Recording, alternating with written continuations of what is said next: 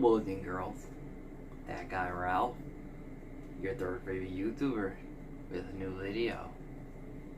Okay, I'm gonna stop that voice. What I do, people? That guy Ralph, I already know, third favorite YouTuber. I'm gonna say it again with the new video. It's gonna be Dark Knight Metal Review. 'Cause I'm your light. Not that song. Try it again. Dark Knight Metal Review. A little better, but still not the right song. So one last time. Dark Knight Metal Review. Yeah. That being said, spoilers. So if you haven't read the comic and you plan on to, and you don't want some Spanish guy with a hat on to spoil it for you, you've been warned. But with that being said, moving on to the dad joke. What position did Bruce Wayne play in his Little League team? Bat boy. I'm pretty sure some people already knew that, but it's still funny. It's very cheesy funny. So, anyways, to start it off, let's let you know there are 26 issues in that full Dark Knight Metal storyline. That's including tie-ins and side stories and the 6 main issues with the 2 prequels. So yeah, 26 in total.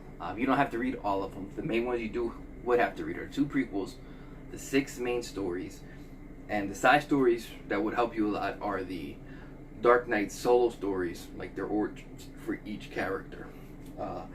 Batman Lost, Hawkman Found, and Dark Knight's Wild Hunt. Those are the main side stories that would help to read without having to read every single side story. It would probably help a lot understanding the story. There's a lot going on to it, but I'm going to get to that part later. But for now, I'm going to break down the story itself. It starts off with the prequels of the Casting in the Forge. You can tell Batman's he's investigating something big. And he's preparing. He talks to Mr. Terrific, saying get him ready. And you're kind of confused at this point, but it's Plastic Man shaped like an egg. He meets up with Wonder Woman and gets like this fiery sword. I forgot the name of it. There's the name. And he's you can tell he's really scared, like really into it. And it's hard. You know that Batman's he's a detective. He's the world's greatest detective. He will always be the world's greatest detective. So he's really looking into this. Green Lantern gets the order to go into the Wayne Manor and discover a dark presence. He runs into Duke, who becomes like Bat Signal in this in another tie-in side story to Dark Knight Metal. But they investigate this like room inside the Batcave, which happens to contain the Joker. And I know you're very confused, and that's actually going to play into the story later on. But moving forward, Batman runs into the journal or diary, whatever you want to call it, of Carter Hall, who is Hawkman. And as he's reading it, or continues or begins to read it, he gets a message from Sandman himself, saying like something big is coming. And of course that has Batman kind of like, what the fuck, moving on to the first issue, starts off with the Justice League beating Mongo in some weird ass game that he's running. They defeat him. They go into Gotham to find this huge mountain, and inside that mountain is Kendra Hall, who happens to be Hawkgirl, and she's explaining a long time story of this war that's been going on for years and how the Wayne family is tied into it all. That's right, Wayne, Bruce Wayne, Batman. And apparently he's the key to all this, or the doorway to let in the dark multiverse. And by doing so, he needs to be exposed by the 5 metals, which the first one he actually is Electrum. I wrote him down because they were complicated. Electrum he got from Court of Owls. Then it was when he fought the Joker, it was Dynesium. when he got the card in his eye. Then when he became Batman again, it's a machine. It was Prometheum. Then it was recently he used a machine to look into what's coming to try to find like the dark universe, I guess you can call it. And he ran into the ninth metal. It's always weird to say. Like I always read it. It's ninth metal. But then the fifth metal comes to him when he's investigating what's going on, and the Court of Owls come to him and they attack him with Batmanium, which brings in Barbados and all the other Dark Knights, who's like evil versions of Batman. That's pretty much the premises of the whole story. Going on to the story, they're just trying to take over whatever's light and bring the darkness into it the same way they did to their own worlds. As I said, read their solo stories to understand that concept.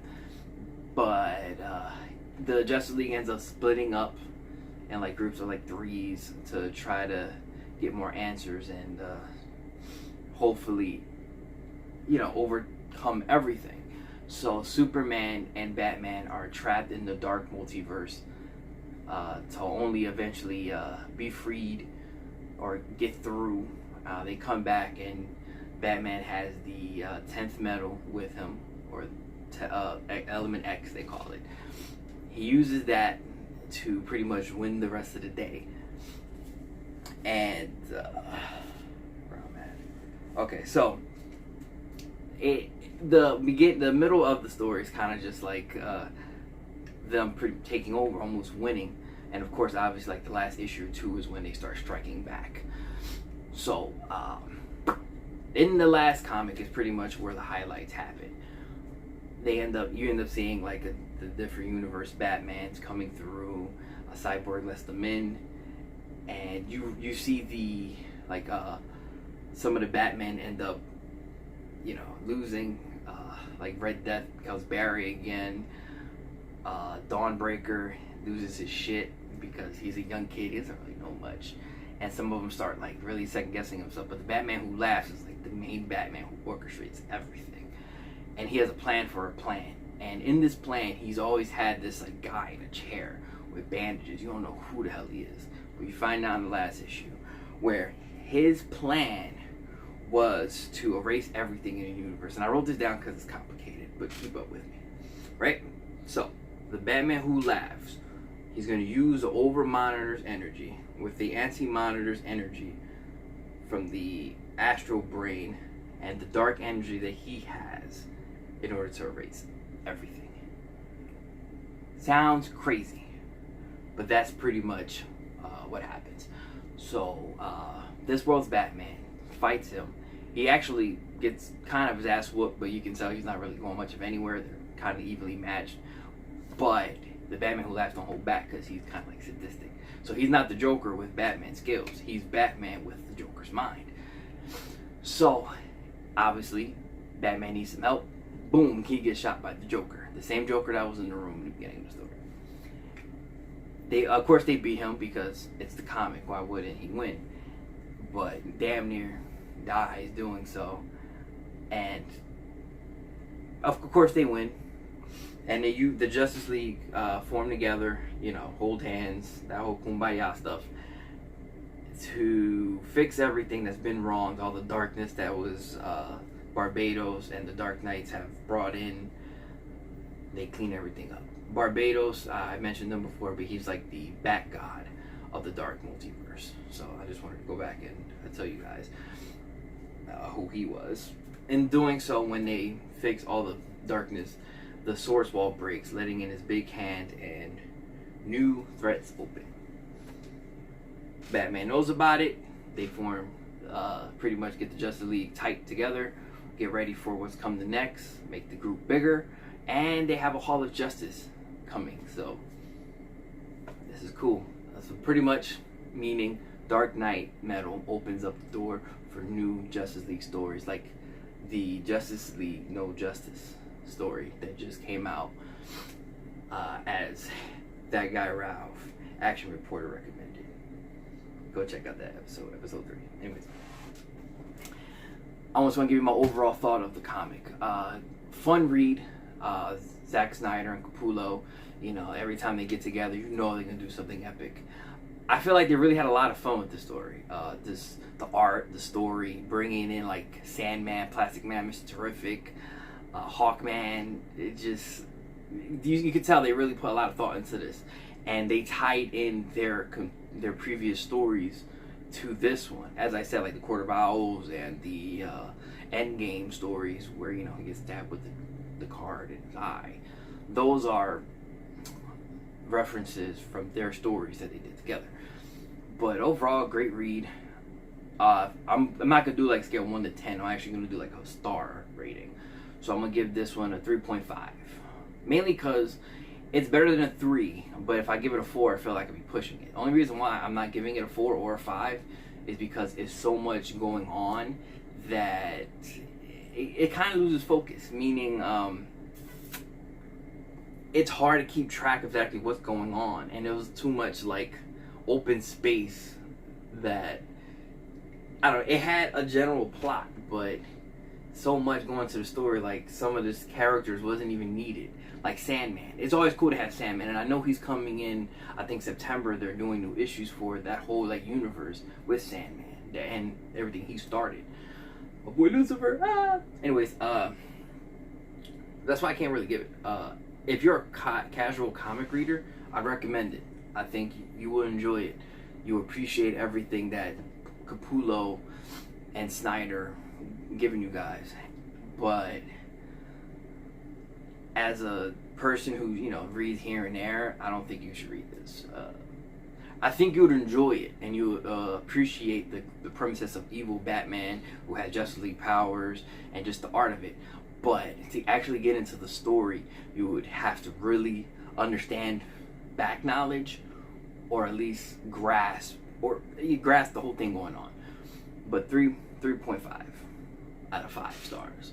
Still a good read, and I like how they opened up the door for new things coming. I thought it was just like a side story. I didn't know how it fit in, but it was like the start of something new, and you can tell. I appreciate that. So tell me what you guys thought. Tell me if you read it, if you liked it, or would you decide reading it? And if so, let me know in the comments below. If you know me on a personal level and you want to maybe find a way to read them. If you're close to me or you live in my area, I don't know if I'll let you borrow my issues, but I know stuff that you could. Anyways, you can maybe visit and I'll let you read them from there. That's good enough. I'm actually going to get to that whole comic collecting later. But that being said, good night, good morning, good evening, good afternoon, whenever you're watching this. Enjoy the rest of your day. Rub your nipples. Stay sexy. And remember, like, comment, share, and subscribe. That guy Ralph, third favorite YouTuber. Peace. Mic drop.